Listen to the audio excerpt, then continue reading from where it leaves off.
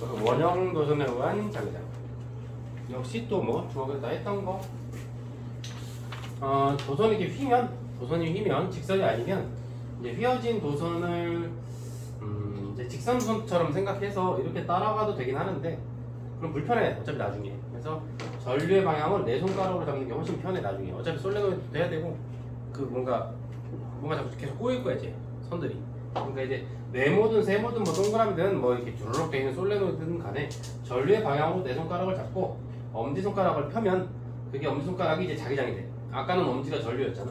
근데 여기서는 이제 엄지가 자기장, 내 손가락이 요게 이제 전류 이렇게 된다. 근데 이제 조심할 건 엄지손가락이라고 하는 건 중심부야. 바깥쪽은 아니야. 바깥쪽은 반대야. 중심에서의 자기장의 방향이 되는 거고, 내 손가락 이거는 이제 전류의 방향을 잡아주면 된다. 근데 이 친구도 식이 똑같아. 거리의 반비례하고 여기서 이제 I는 이제 전류겠지 당연히. 그러니까 이 거리 R이라고 하는 건 이제 원형 도선이라고 하면 이건 이제 반지름이 되겠죠. 반지름. 그래서 원의 반지름이 뭐 1:2라는 동, 1:3이라는 동 이런 말을 할 거야. 그러면 원형 도선에 관한 자기장 중심이죠. 이거는 조심해야 돼 이거. 이 친구는 중심에서의 자기장이야.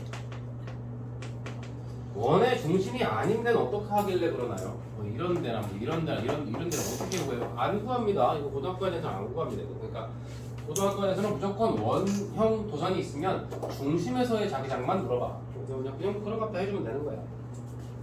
그런데 사실 저희 지금 상수가 숨겨져 있어가지고 이렇게 직선도선으로부터 R만큼 떨어진 이 지점에서의 자기장의 세기 이럴 수 있고, 그 다음에 쟤랑은 별개로 뭐 이렇게 해서 이제 원형 도선이 있는데 원형 도선의 반지름이 R인데 여기 전류는 똑같이 I라고 흐른다고 치고 여기서의 자기장의 세기를 비교하면 뭐 그거를 뭐 자기장 A, 자기장 B라고 보면 이 A하고 B가 R분의 I다 라고 해가지고 이것도 R분의 I고 여기도 R분의 I니까 이거 똑같은 거 아니냐 이러면 안 돼. A랑 B는 다른 거야. 정확히 말하면 이제 파이배만큼 차이가 납니다. 그러니까 A랑 B의 아까 직선도선에 의한 자기장의 식과 원형도선에 의한 자기장의 식이 똑같다고 해서 똑같은 조건이니까 똑같은 거지 이러면 안 된다고. 사실 누가 생각해도 그죠? 전류가 직선으로 지나가는 거랑 원형으로 지나가는 건 분명 다르잖아요. 그러니까 여기가 좀 더 세질 거라고. 그런데 이제 그거를 얘가 뭐 몇 테슬라니까 넌 몇 테슬라야 이렇게 묻지는 않거든. 그래서 그냥 단순히 여기서의 자기장의 세기가 몇이면 네가 몇이냐 했을 때 누가 더 크냐 작냐 뭐 이런 것만 가끔 이제 물어보는 경우가 있어. 근데 그게 이제 파이배인지 아닌지 몰라도 되게끔 문제를 준다고.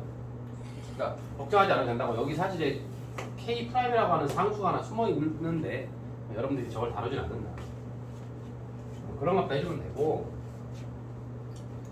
그러니까 뭐 이런 얘기예요. 나중에 문제 보면 이렇게 있고 뭐 여기에 또 이렇게 원형 도선 하나 있고 또 여기에 또 하나 도선이 좀 뭐 가까이 근접해서 이렇게 지나간다거나 1, 2, 3 해가지고 여기서의 합성 자기장 여기 이거 물어본다고. 그런 것도 나오면 저런 식으로 크기 비교만 해주면 된다. 전혀 어렵지가 않다 해도 그냥 원형으로 감겨있을 뿐이다.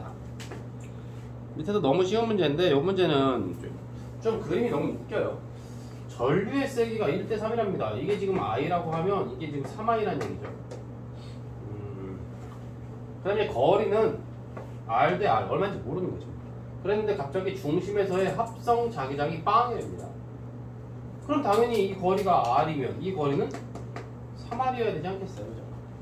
그러니까 전류가 3배인데 합성 자기장이 0이 되겠지. 물론 전류의 방향이 얘는 시계라고 하면 얘는 반시계가 돼야 일단 전류는 반대가 돼야 여기서 합쳤을 때 빵이 될 수 있을 거고. 근데 누가 봐도 이게 3R 같지는 않잖아. 그죠? 2R처럼 보이잖아 생긴 건. 그림을 좀 잘못 그려놨든가 아니면 그림을 그려놓고 괜히 이거 수치를 바꿔서 어설픈 그림이 된 거 아니냐 이런 생각. 왜냐면 너무 이렇게 이상하게 그리면 안 되거든요. 그래서 우리는 이거를 살짝 이렇게 한번 바꿔보자고. 여기에 흐르는 전류가 I고 여기에 흐르는 전류는 3I다. 전류의 방향은 여기 표시된 대로. 그 다음에 여기서 A에 의한 자기장이 이 A 도선에 의한 자기장이 여기에서 B만큼이라고 하자. 그러면 B 도선까지 합쳤을 때 합성 자기장은 몇 B가 되겠어? 포켓몬 몇 B일까? A 도선에 의한 자기장이 B야. 전류 I야. 거리 R이야. 이거 거리는 이거 안 하려도 돼요. 이거 2R을 갑시다. 저 라지 R을 2R로 하죠. 그럼 좀 더 그림이 자연스럽잖아. 이하라고 했을 때 A도선에 대한 자기장은 B 그러면은 바깥쪽까지 더해보라고. 그럼 얘는 거리가 2배인데 전류는 3배지. 그럼 중심에서 얼마의 자기장을 만들겠어? 2R분의 3I니까 맞죠? 1.5B를 만들 거라고. 그러니까 A는 B만큼 만들면 B라는 친구는 여기에서 1.5B만큼을 만든다니까 여기서. 근데 방향이 반대니까 합치면 얼마? 0.5B다? 이렇게 잡아주면 되는 거라고. 이런 식으로 한다고. 어려운 거 아니잖아. 그냥 저렇게 하나보다 방법을 조금 익숙해지게 해야 되고, 익숙하지 않아가지고 애들이 어려워하는 경우가 많아가지고 어려운 문제 좀 풀어야 돼요. 근데 일단은 저는 뭐 기본적인 얘기부터 하긴 해야 되니까. 솔레노이드도 마찬가지입니다. 솔레노이드도 똑같은 거야. 뭐랑 똑같다는 뜻이냐면 원형부선이랑 똑같아요. 그냥 이것도 마찬가지야. 전류가 이렇게 흐르고 있잖아. 뱅뱅뱅 돌고 있단 말이야. 그럼 내 손가락으로 또 감으면 돼. 감으면 돼. 그러면 이제 왼쪽에 N극, 오른쪽에 S극 이런 효과가 생기겠죠. 왜냐면 엄지손가락이 자기장의 방향인데, 자기장의 방향이라고 하는 게 지금 왼쪽으로 이렇게 뻗어나가는 자기장이 형성됐다는 얘기잖아. 그러니까 자석으로 치면 N극, 여기는 자기장이 들어왔을 거니까 여기는 S극 이렇게 된다고. 물론 여기서는 이렇게 돌겠죠. 이렇게 돌아서 이렇게 들어오고 이렇게 된다고, 이런 얘기야. 물론 조심해야 돼. 이 속에서 솔레노이드 내부에서는 S에서 N으로 향합니다. 요건 좀 애들이 많이 낚시를 당하는 경우가 있어요. 솔레노이드 내부에서 자기역선의 방향은 S에서 N으로 향한다. 그러면 얘는 맨날 N에서 S로 간다고 하니까 이게 틀려 보이거든. 아니라고. 안쪽에서는 S에서 N으로 가는 거 맞다고. 건전지도 마찬가지죠. 건전지도 이렇게 마이너스 플러스 이렇게 쭉 있으면 전류는 플러스에서 나가서 마이너스로 들어온다 맨날 이런다고. 근데 건전지 내부에서는 마이너스에서 플러스로 가는 거거든요. 당연히 그래야 좋을 거 아니에요. 그런 식이니까 솔레노이드 내부에서는 그렇다. 그리고 또 하나, 솔레노이드 내부에서는 S에서 N으로 향한다는 거랑 적어두는 게 좋겠습니다. 내부에서는 좀 특이하게 S에서 N으로 향하는 자기장이 형성된다는 거고, 또 한 가지는 이 내부에서는 말이죠, 자기장의 세기가 균일하답니다. 그러니까 이 내부 여길 찍든 저길 찍든 여길 상관없대. 어디 찍든 간에 자기장의 세기가 똑같대. 그러니까 균일한 자기장 만들기에 좋은 재료인 거지, 솔레노이드라고 하는 게. 그래서 솔레노이드 많이 쓰는 거죠. 물론 또 여기다 또 뭐해? 속에다가 철심을 넣어? 뭐 너네 초등학교 때 이런 거 하지 않니? 이 속에 막 큰 못 같은 거 집어넣잖아요. 그러면 전자석으로, 그러니까 전류가 흐를 때만 자석이 되는 전자석으로 활용할 수 있다. 뭐 이런 정도.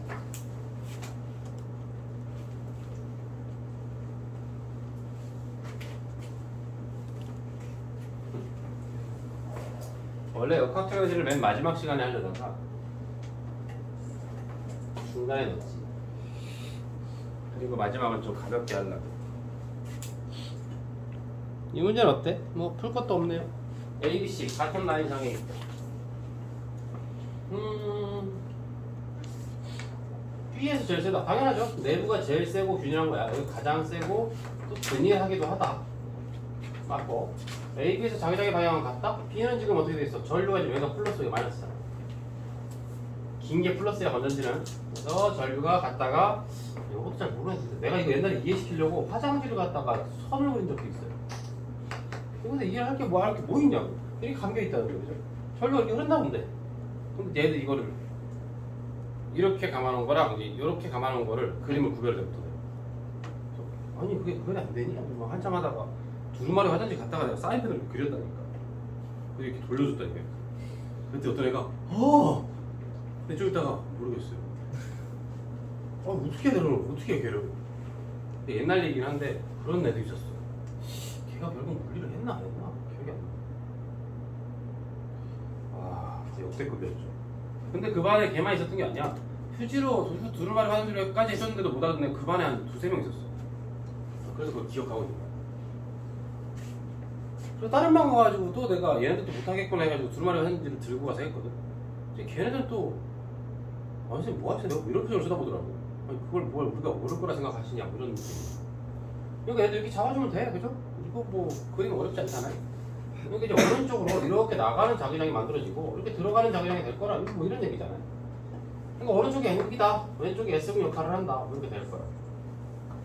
그러니까 어떻게 돼? 자결선 그리면 이렇게 나와서 C에서는 이렇게 들어가겠네요. 나와서 또 A에서는 이렇게 들어가겠네. B에서는 아까 내가 조심하라 그랬죠? B에서는 S에서 N으로 이렇게 지나갈 거예요. 그러니까 지금 A와 C는 왼쪽으로 자결선이 가고 B에서는 오른쪽이니까 같지 않다. 거기는 왼쪽 끝 부분은 S극이다. 기억만 맞다. 너무 쉽죠? 뭐 간단하게 처리해주면 되겠습니다. 개념 잡으라고 계속 하고 있는 거예요. 그 다음에 이런 걸 이용하는 게 뭐냐? 뭐 이런 것들이 있다. 전류회관 자기장에서 이런 것들은 나중에 하나하나 전부 뜯어서 하나하나 전부 따로따로 설명을 다 해야 됩니다. 지금은 할 필요가 없지만 고등학교 2학년 시험문제 대비할 때는 이런 그림이 통째로 나오고 이것저것 디테일하게 물어보거든요. 그래서 그 시험 대비할 때 이걸 다 따로따로 잡아줄 거라고. 지금은 저런 것들이 있다 정도. 요새 초전도체 그게 난리던데. 아니 근데 오늘 또 뭐 나왔대 진짜로. 아 그래? 중국에서? 중국에서 어떤 물리학자가 그런 거야? 맞다고? 지금 우리가 수업할 때가 주식 사야 돼 지금. 오늘 무슨 일이야? 월요일이잖아. 주식 사야 되는 거 아니야? 전재산 박어. 25,000원. 어? 25,000원. 지금 25,000원 주가가? 제 전재산.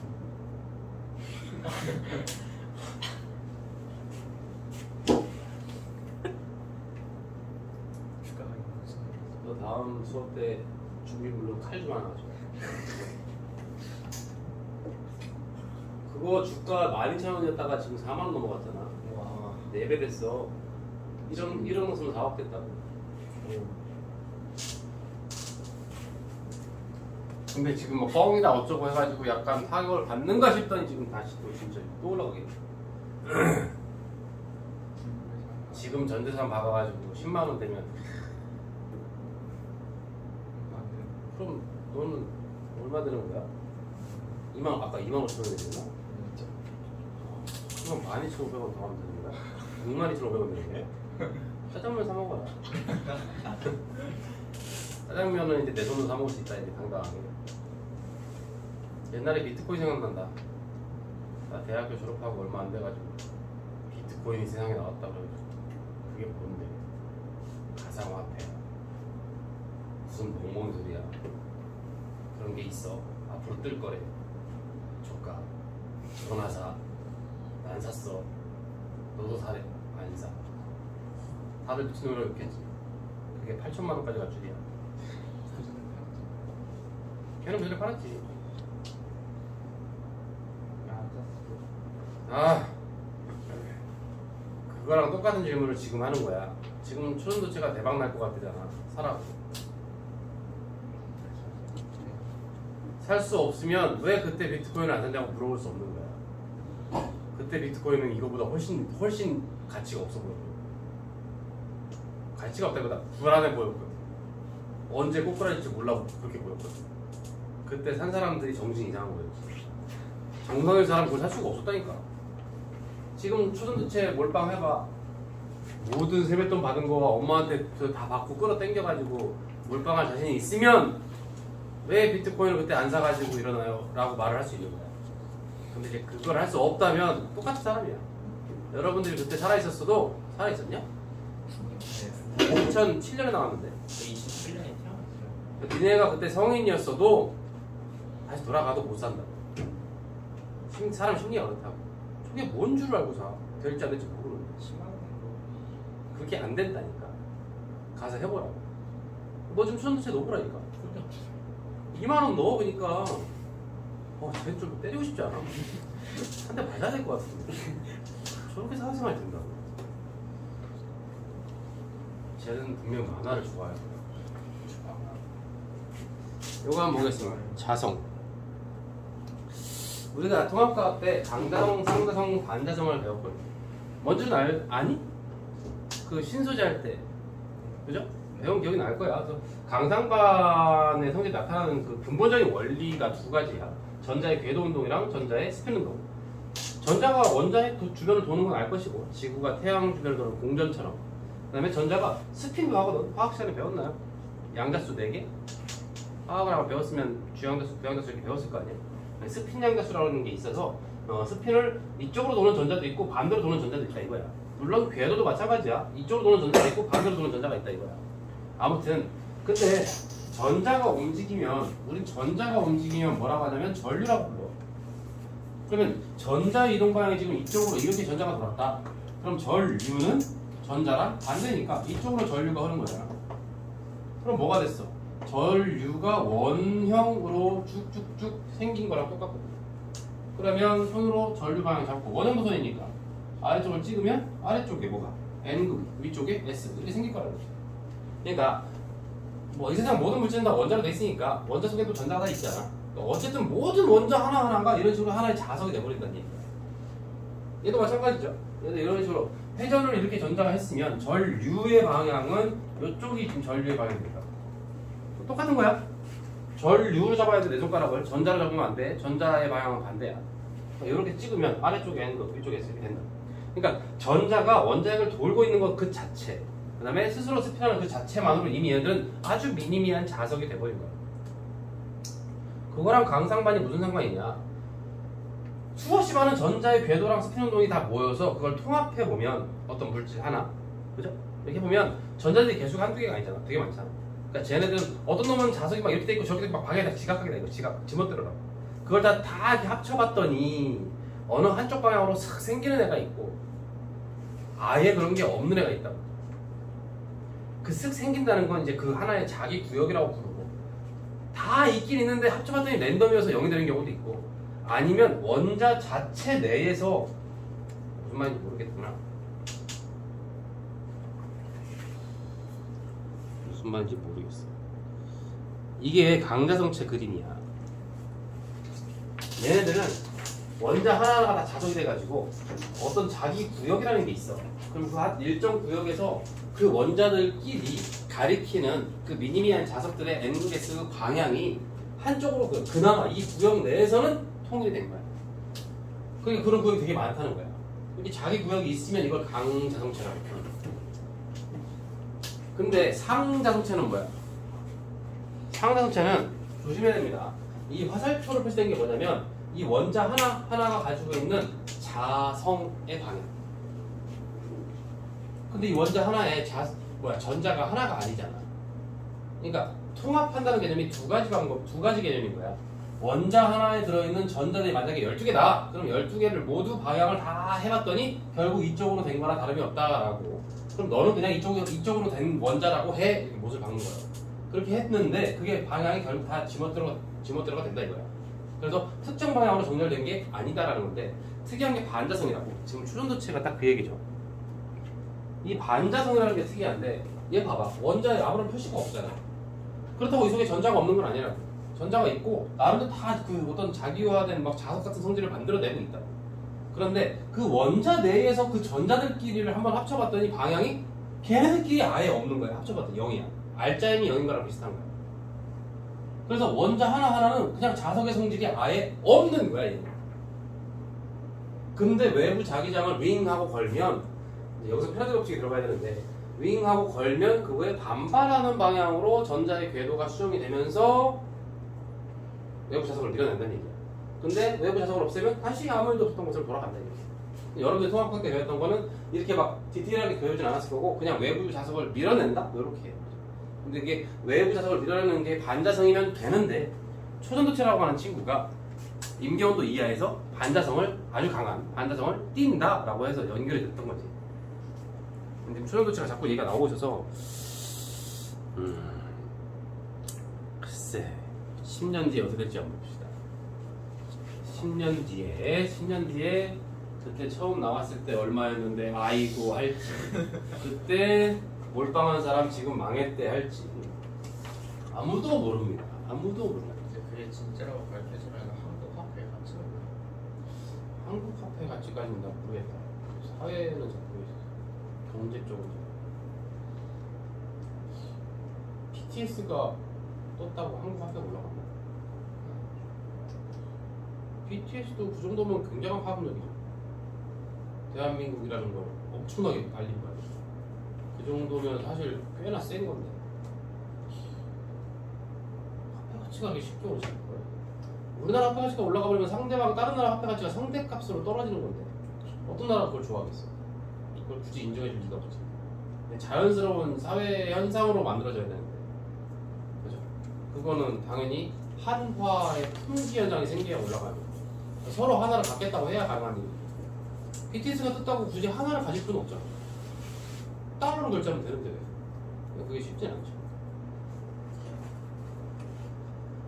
그래서 석유를 점령하는 거예요. 석유를 점령하는 나라, 달러로 점령하는 나라가 전 세계적으로 달러가 귀해질 수밖에 없는 거예요. 무슨 말인지 알니? 얘 지금 그거 알아? 사우디나 이런 데서 석유 사려면 무조건 달러로 결제해야 되는 거야. 그게 바로 달러의 품귀 현상을 만드는 거야. 원래는 누구였어? 석유를 다 독점하고 있던 화폐가 영국 달러였잖아. 근데 그걸 미국이 미국 달러로 바꿔버렸다니까 중간에. 그게 바로 뭐냐면 전 세계적으로 패권이 완벽히 미국에 넘어갔다라고 하는 사건이야. 끝난 거지. 현재 미국 그 절대 안 놓으려고 하는 거고, 중국은 위안화로 석유를 결제하게 하려고 지금 계속 그쪽에 공장을 지금 하고 있어. 되게 중요한 거라고. 그걸 만약에 우리 하나로 하게 한다, 뭐 난리 나는 거죠. 근데 누가 그걸 한국 돈으로 하겠어? 기름 한 통 주세요. 여기 50만 원. 이렇게 하지 않잖아. 강대성과 상대성체의 차이는 알죠? 들어본 것 같지 않아요? 강대성체는 뭐다? 외부 자기장을 가하면, 얘도 외부 자기장을 가하면 강하게 달라붙으려고 하는 성질이 있고, 근데 둘 중에 누가 더 강하겠어? 딱 이름만 봐도 둘 다 달라붙는 건 맞는데 달라붙더라도 얘가 좀 더 세다 이거야. 그리고 외부 자기장을 제거했을 때 얘는 그 자화된 상태, 그림이 별로 자화된 상태 남아있어 보이지 않게끔 그림이 좀 그렇게 나왔는데, 외부 자화된 그 상태로 남아있고 얘는 다시 원래대로 돌아온다라고 하는 거 굉장히 좀 많이 들어봤던 얘기라서 뭐 더 이상 깊게 할 필요는 없을 것 같아요. 근데 밑에 보시면 뭐 이것도 뭐 이게 문제도 아닙니다. 이거는 내가 이거 넣으면서도 좀 민망했는데 자석 위에 떴대요. 그럼 반자석이지 뭐야. 자석을 밀어냈으니까 떠지 않았겠어? 그리고 뭐 자석 사이에는 서로 미는 힘이 작용했으니까 떴겠죠. 예, 가에서 얘는 원자들의 자기장 방향이 불규칙하게 분포되어 자성을 나타내지 않는다. 어때? 아까 반자성은 자성을 나타내지 않는다 했잖아. 근데 설명이 틀렸어. 자기장의 방향이 불규칙하게 분포하여, 이 말은 상자성 얘기야. 반자성 그럼 뭐라고 해야 됩니까? 작용이 없다니까 원자들이. 아예 없는 거야. 얘 누구야 무. 근데 이제 이런 것들을 나중에 시험 볼 때 문제를 별것도 아닌 문제에서 틀릴 수 있는 게 바로 이런 거야. 그래서 5번 아닙니까? 했다가 아닌데 기억 디귿인데 이렇게 된다. 아니 기억인데 1번인데 이렇게 된다. 활용하는 거 한번 보시면 되겠고요. 굉장히 편안하죠, 이 정도 수업이면. 자, 이제 오늘의 제일 중요한 건 아무래도 전자기 유도가 되겠습니다. 쭉 넘겨보시면 전자기 유도가 나옵니다. 전자기 유도.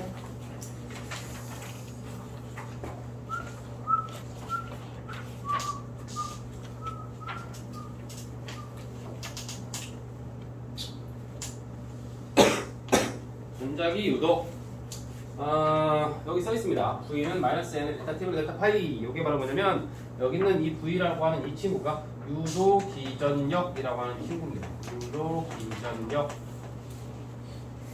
니네가 생각할 때 전압이라고 생각해 주면 됩니다. 통합과학 2학기 때 나오는 거예요. 뭐진 거는 이미 봤습니다만.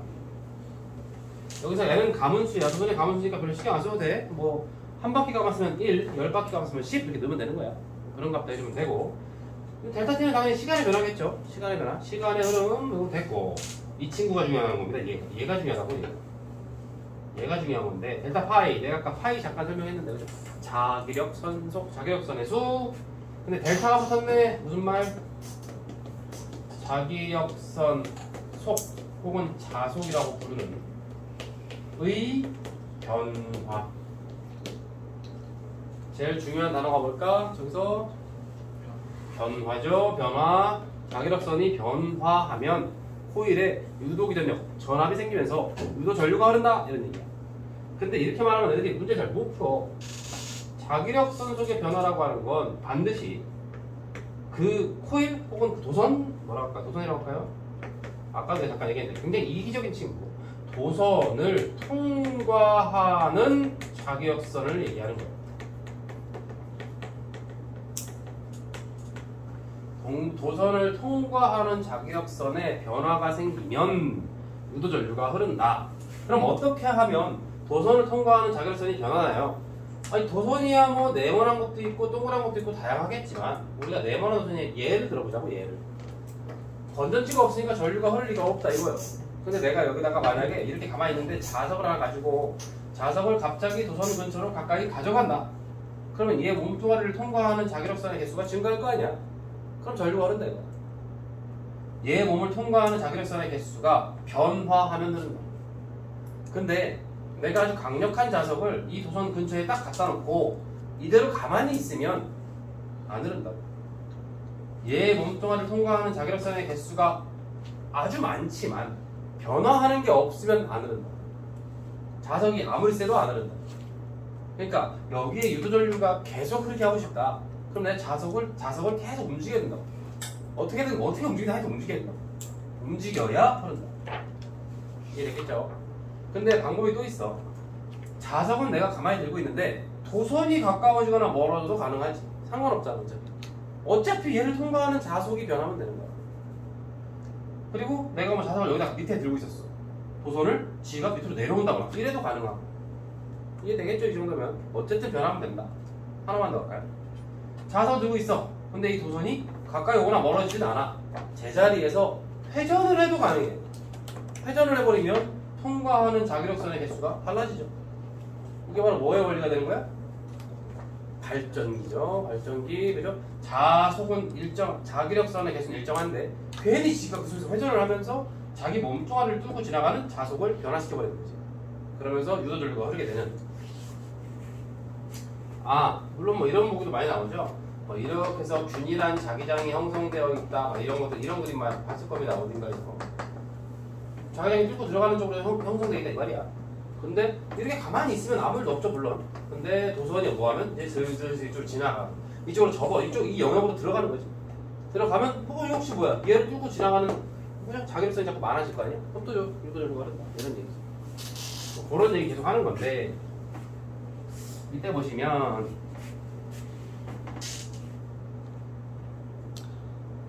렌츠 법칙, 그죠?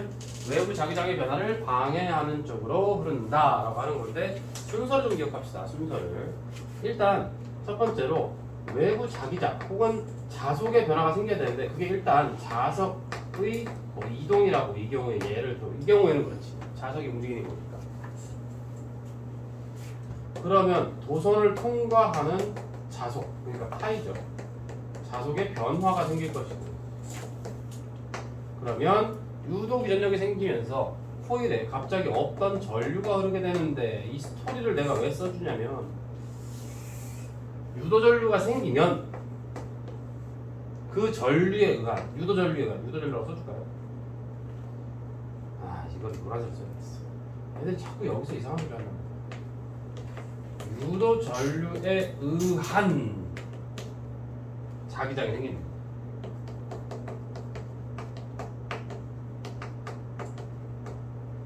그럼 지금 자기장이 두 개잖아.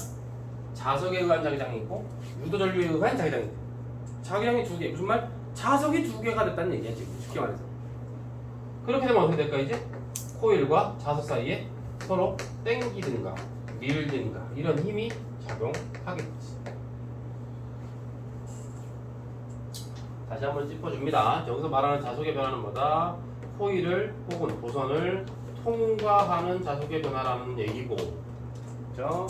두 번째, 유도전류라고 하는 건 반드시 그 변화를 막는 쪽으로라고 얘기하죠.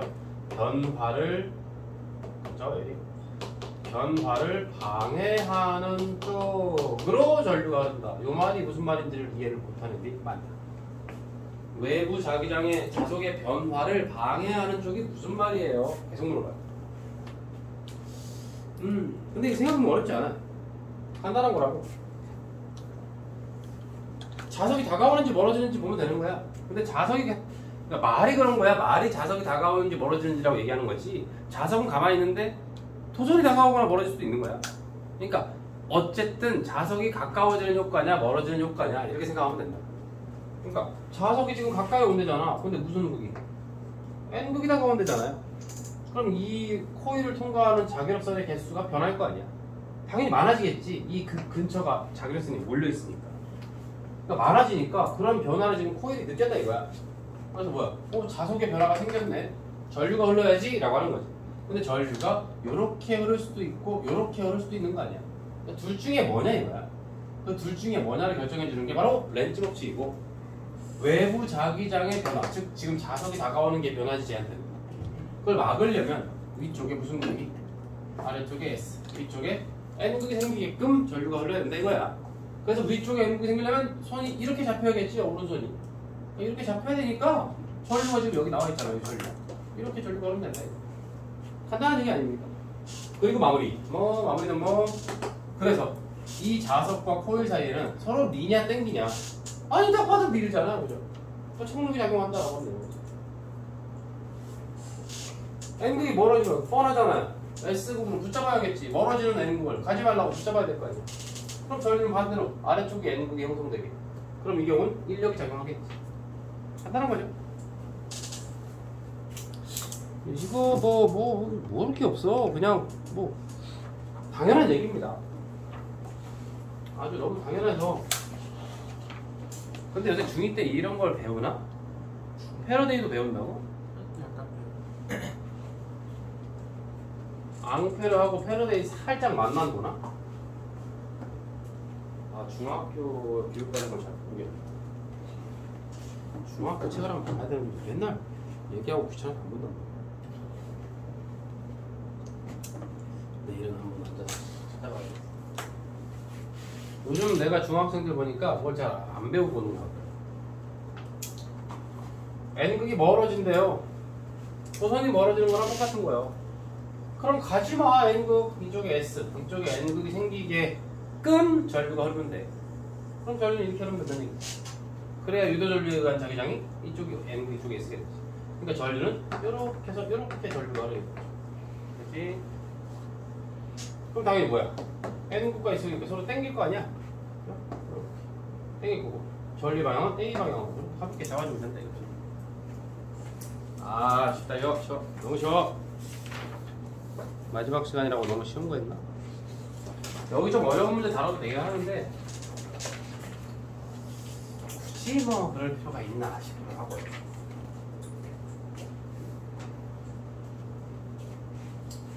이건 좀 특이하죠? 생긴 게 여기 지금 초록색으로 XX 쳐있는 게 뭐 같아? 저게 뭐냐고 또 물어봐야지.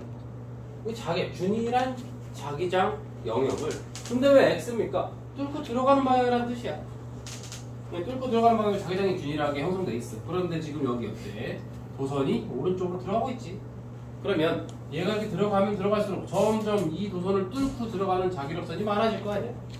그럼 그걸 막으려면 어떻게? 뚫고 들어가는 거랑 반대 방향으로 이렇게 나오게 자기력선을 형성하면 되는 거죠. 그러니까 지 몸뚱아리에 흐르는 유도전류에 의한 자기장은 나오게끔 형성하면 된다. 그러니까 전류가 이렇게 흐르면 된다 이거죠. 이런 거 조심해야 되죠. 이런 거 자기장 영역으로 완전히 꼭 들어간 거야. 완전히 들어갔어. 그럼 여기서 이렇게 이동을 한다고 한들 얘 몸뚱아리를 통과하는 자기력선의 개수가 달라지진 않지.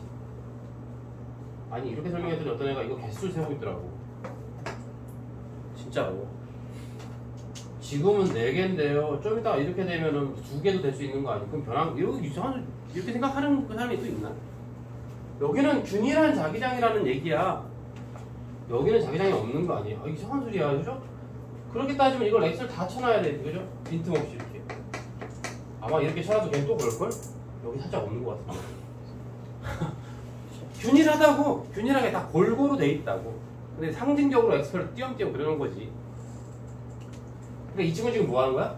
우산을 쓰고 소나기가 안 내리는 데서 소나기가 내리는 대로 들어가는 거야. 그럼 우산에 떨어지는 빗방울의 개수가 점점 많아지지. 근데 여기 확 들어와 버렸어. 완전히 비 오는 지역이야. 움직여봤자잖아. 그죠? 우산에 떨어지는 개수 똑같잖아. 그럼 변화가 없다고. 개수가 많이 지나가는 건 아무 의미 없다니까. 너 키가 몇이야? 198인데요. 관심이 없다고. 키가 얼마나 자랐냐가 중요한 거야.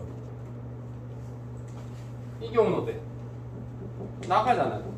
그럼 뚫고 들어가는 자기장이 자꾸 줄어들 거 아니야. 줄어들지 말라고 하면 어떻게 해야 돼? 지가 막 뚫고 들어가는 자기장을 만들어줘야지. 그래서 전류가 시계 방향이 된다. 간단한 얘기입니다. 어렵지도 않고 방향만 잘 잡으면 끝난다는 얘기예요. 한번 이거 가볍게 체크해 봅시다. 그리고 나랑 나머지 문제 좀 풀어보자. 노림꾼 문제를 한번 살짝 풀어볼까봐. 심심하잖아 이렇게 끝내기. 아니 노림꾼 2문제씩밖에 없잖아. 그래봤자 4문제인데 허전하잖아 이렇게 끝내기. 자 아무튼 이 문제 빨리 해보십시오.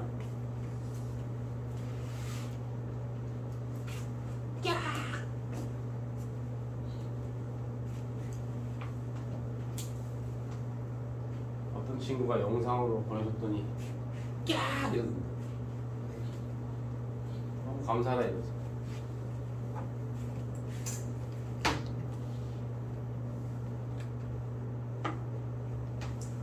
그래서 나도 똑같이 해줬어.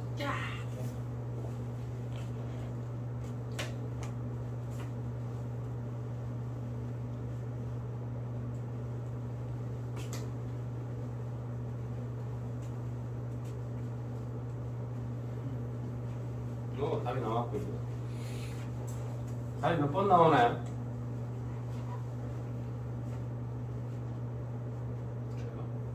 아니 다들 했나? 아 허리 아프세요? 허리가 괜히 아프네. 아 내일 비 올 것 같아요. 난 아직 비 온다고 아프진 않아.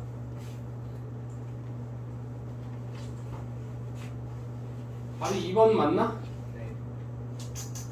아 요거는 자기력의 방향인데 내가 요거는 설명 안 했습니다. 요거는 이제 이렇게 하는 건데 뭐 지금 굳이 할 필요는 없어 보이고 다만 뭐 이런 것만 좀 체크하면 될 것 같아요.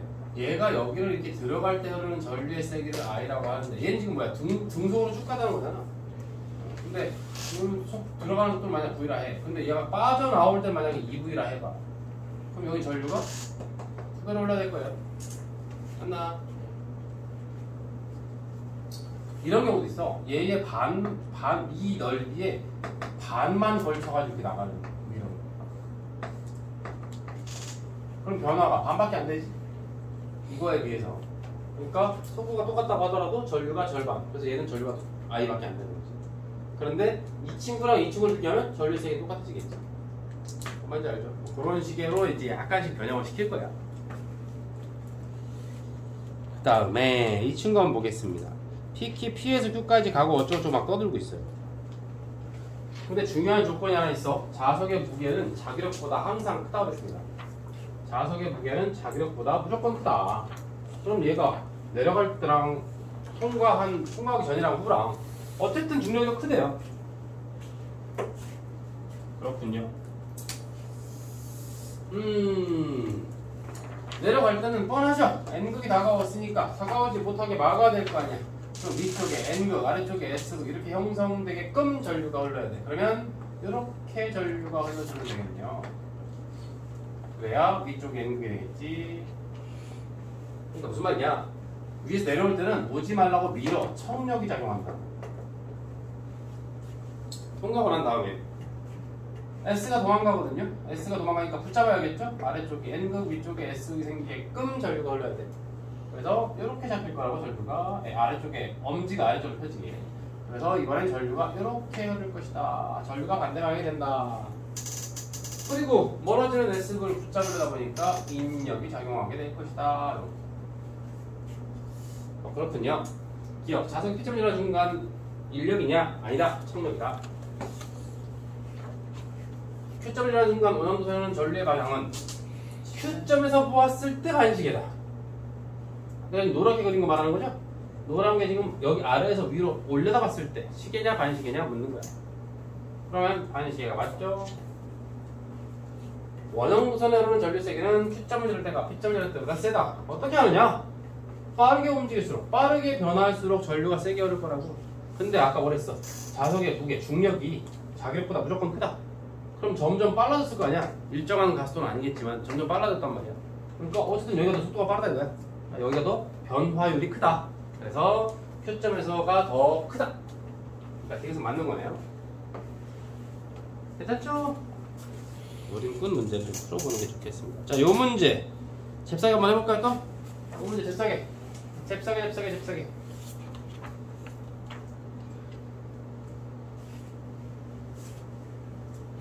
조심해. 그래프의 기울기가 뭘 의미할지 생각하고 풀어야 돼.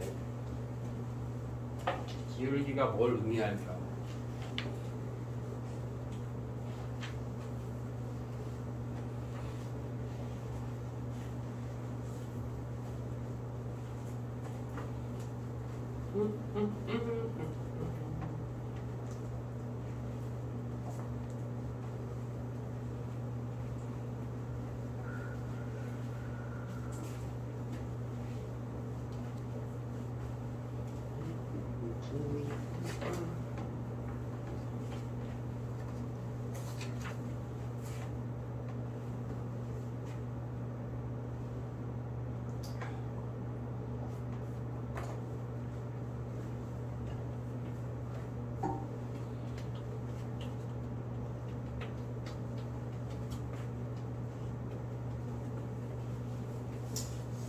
보겠습니다. 0에서 40 동안 조선 내부로 통과하는 자속이 감소한다. 왜냐면 자기장의 세기가 줄어드니까. 자기장의 세기 아까 이렇게 구한다 했습니다. S분의 파이. 얘가 작아지니까 파이도 작아지겠죠. 면적은 그대로, 면적 S 그대로인데 면적이 무슨 면적이에요? 이 도선의 면적 얘기하는 거야. 맞고 전류의 세기가 점점 감소한다. 이거 틀렸죠. 전류의 세기는 일정해야 됩니다. 좀 더 설명하고요. 시계 방향으로 오느냐? 뚫고 나오는 자기장이야. 뚫고 점점점점 뚫고 나오는 자기장. 근데 그게 점점 약해져. 약해지지 마라. 내가 도와줄게. 나오는 거로. 그러니까 반시계 방향으로 전류가 흘러야겠죠. 그래서 틀렸네요. 근데 이제 니은이 왜 틀렸는지 아는 게 중요한 건데 결국에 유도기전력은 아까 패러데이 법칙 기억납니까? 델타 T분의 델타 파이 이런 거 이것은 델타 T분의 델타 BS 이거 뭐예요? 이거 된 거예요. 델타 BS. 근데 변화량 B와 S의 변화량이라는 뜻이잖아. 근데 도선의 면적은 안 달라지거든. 그럼 결론적으로 뭐냐? S 밖으로 빼버리고 델타 T분의 델타 B 이렇게 하면 된다고. 그러고 나서 보니까 뭐야? 가로축에 변화 없네. 세로축에 변화가 돼버렸네. 누가? 이 친구가. 결국에 이 그래프에서 뭘 의미하게 돼버렸어? 기울기를 의미하게 돼버렸어. 근데 기울기가 변해? 직선이잖아. 그죠? 얘가 일정해 지금. 큰일 났어. 얘가 일정해. 근데 이 값이 뭐다고? 유도 기전력이야. 전압이라고. 쟤 때문에 전류가 흐른다고. 근데 면적 일정하지. 얘 일정하지. 그럼 유도 기전력이 일정하고 전류가 일정한 거지. 그래서 전류는 일정하다라고 해야 된다. 일정하다. 전류가 없다가 아니고 일정하다.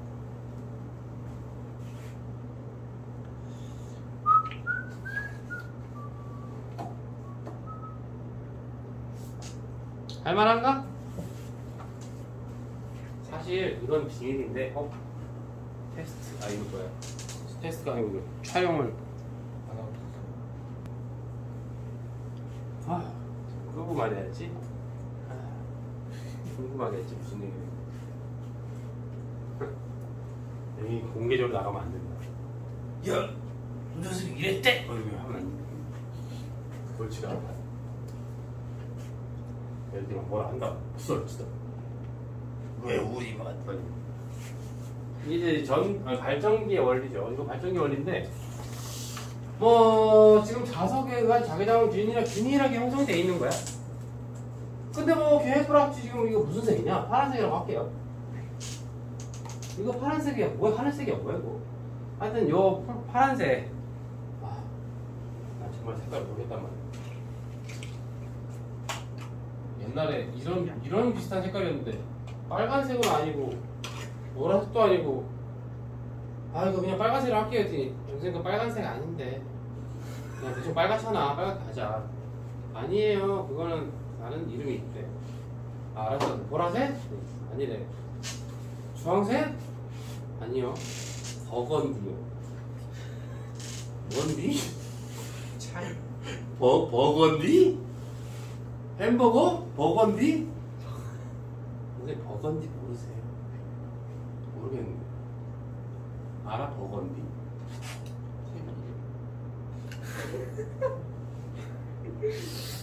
그리고 사회생활 하나 더 맞추는 거야. 이거 하나 더. 얘도 하나 좀 불러줘.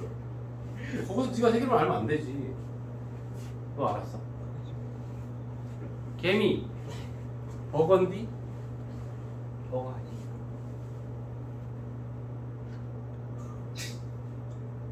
현상금 좀 걸자.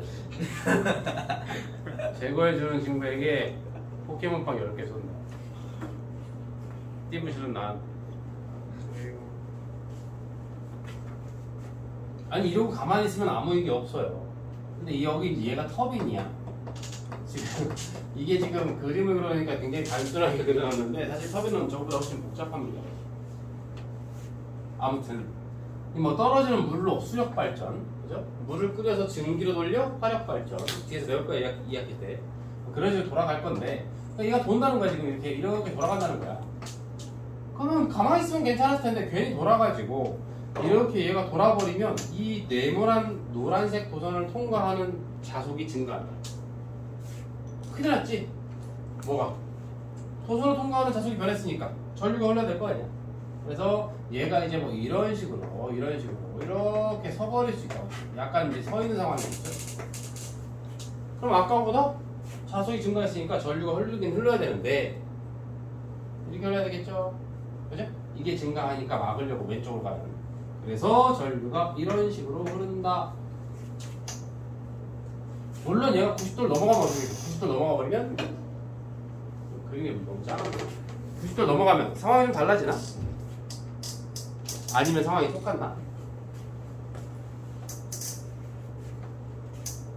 우리 이름을 붙여야 돼. 여기를 A, B, C, D 이름을 좀 붙이고 가야 돼요. 안 그러면 헷갈리거든. 근데 얘가 90도를 넘어갔어요. 이렇게 돼 있다는 뜻이야. 이렇게 돼 있다는 거. 90도 넘어서.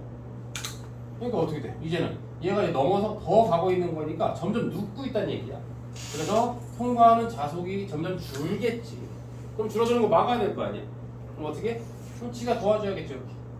근데 내가 손을 이렇게 하면 애들이 도선이 이렇게 돼 있는데 그 손을 이렇게 하더라고.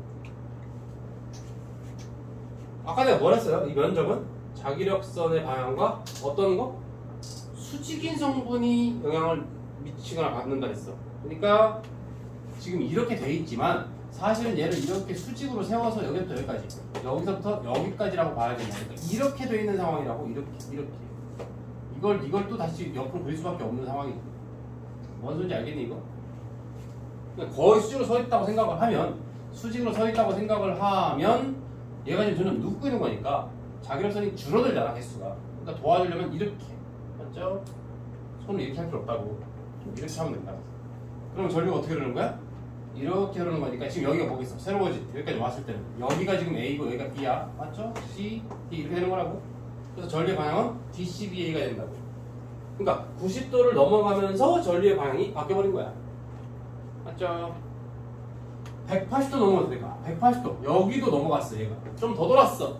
180도를 넘었어. 180도를 넘기 전과 넘은 후에 전류의 방향이 어떻게 돼? A, B, C, D 위치 보면서 머릿속으로 돌려보라고. 돌려보라.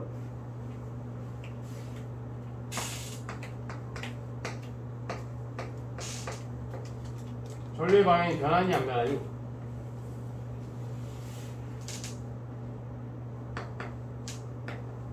머릿속에서 돌려야 된다니까. 지금 처음에 얘가 이렇게 도선이 돌 때, 이렇게 돌았을 때 이 각도를 세타라고 보면, 원래 이렇게 누워있는 자기력선의 방향과의 차이가, 얘들아 세타를 어디로 잡느냐에 좀 달라요. 저기도 뭐 세로선과의 각도를 세타로 잡기도 하고 막 그래. 아무튼 이렇게 되면 여기서 0에서 90도까지 갈 때는 자속이 점점 증가하니까 세지지 말라고 이렇게 전류가 흘러야 된단 말이야. 그래서 A, B, C 지워졌다. A, B, C, D라고 보면 전류가 A, B, C, D 방향으로 흐른다고. 방금 얘기했네요. DCBA로 흐른다고. 180도에서 210도 여기 DCBA죠. DCBA. 여기는 다시 A, B, C, D. 왜 그런가요? 한번 돌려보시라고. 요거는 숙제 겸 미션으로 보겠습니다. 왜냐면 해봐야 돼. 외우면 안 돼. 머릿속에서 도선을 돌릴 줄 알아야 돼. 중요한 건 요 위치. 요 위치에서 전류의 방향이 변한다는 사실. A, B, C, D에서 DCBA가 되죠. DCBA에서 다시 A, B, C, D가 됩니다. 그리고 전류의 방향이 변하는 위치다. 머진 거 이번에 1번, 4번 시험 문제였나요? 1번, 4번, 5번인가요? 근데 여기도 만만치 않게 중요하죠? 여기 저기 넘어갈 때란 뜻이야. 여기가 여긴 거 알죠? 맨 끝에가 맨 처음이야. 그러니까 여기가 뭐냐면 전류가 최대가 된다. 여기도 똑같죠? 전류가 최대가 된다.